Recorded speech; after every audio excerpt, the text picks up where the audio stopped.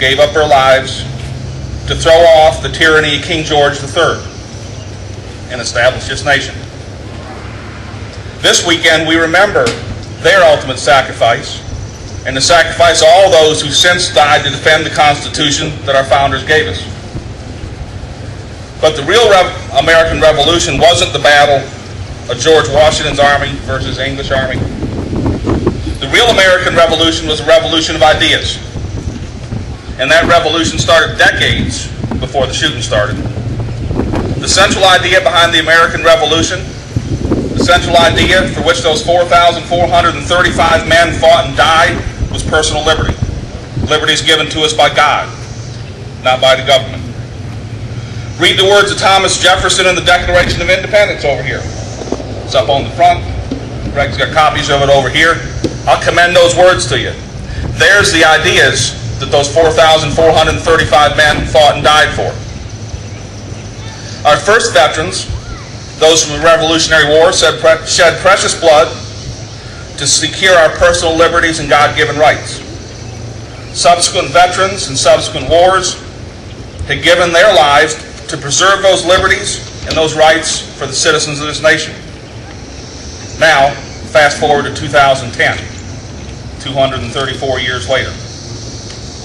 Would Washington and Jefferson and Madison and Adams recognize this nation? I don't think they would. We've gone from a nation of personal liberties and personal responsibility to a nation of entitlements and tyranny. Are you mad about Obamacare? Yeah. I am too.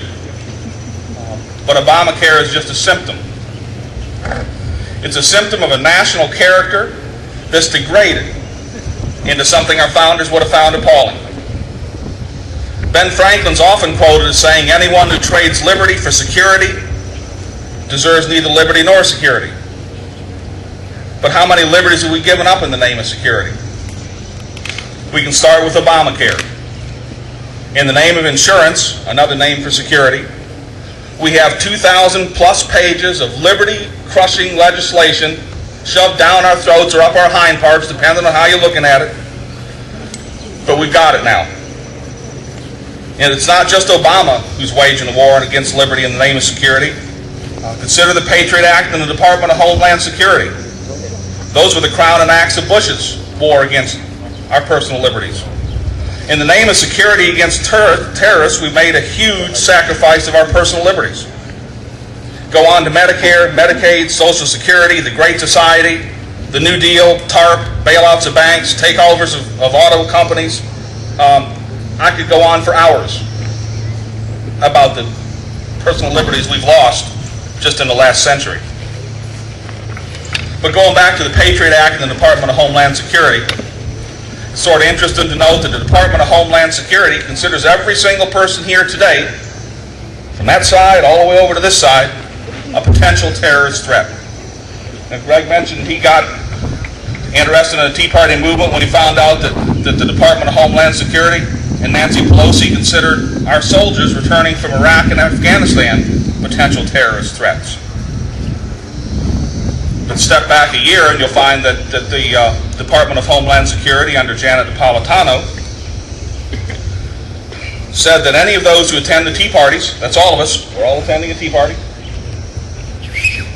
those who supported Ron Paul, I caucused for Ron Paul last election, Bob Barr, I voted for Bob Barr at the last election because I could not hold my nose and vote for the lesser of two evils. I'll be darned if I was going to vote for Obama, and I was not going to vote for McCain either. Those who support the Libertarian Party, the Constitution Party, any party that doesn't begin with an R or a D, all of those people, according to Janet Napolitano and the Department of Homeland Security, are potential terrorist threats. And then, sadly enough, to come back to what Greg mentioned earlier, the brave men and women returning from Iraq and Afghanistan. Again, potential terrorist threats, according to our Department of Homeland Security. Do you feel safer knowing that? I know I don't. But that's precisely the sort of tyranny that we get when we care more about security than we care about liberty. And it matters little whether the tyranny has a D or an R behind the name of the tyrant. The entrenched tyranny in Washington, both Democrat and Republican, considers the Tea Party a threat, and well they should. We are a threat. But our threat is not one of armed insurrection and violent overthrow of the government. We're not some third world tin pot dictatorship, although with Obama at the helm we're fast headed in that direction. Our threat is a threat of ideas. The ideas of personal liberty and God-given rights that founded this nation. Remember that the American Revolution started decades before the first shots were fired. The war of ideas, out of which the American Revolution rose, predated the shot heard around the world by decades. The founders' ideals, the ideals around which the Tea Parties rally, are widely accepted in the heart of this country, but they aren't widely accepted in Washington, in our university faculty lounges, among the elites of both political parties, or among the vast majority of our media outlets. Therefore, we don't hear much about those ideals. It's time for us, those of us here today, and those of us at the Tea Parties around this nation, to wage our war of ideas against the tyrants who would deny us liberty in the name of security. It's time for us to wage our war of ideas against the statists who care more for their own entrenched power than for the liberties our brave veterans fought and died for. It's time for us to wage our war of ideas against a federal government that has abandoned and ignored the Constitution that many of us swore an oath to defend against all enemies, foreign or domestic. I got news for you, the domestic enemies are here. But how do we wage that war?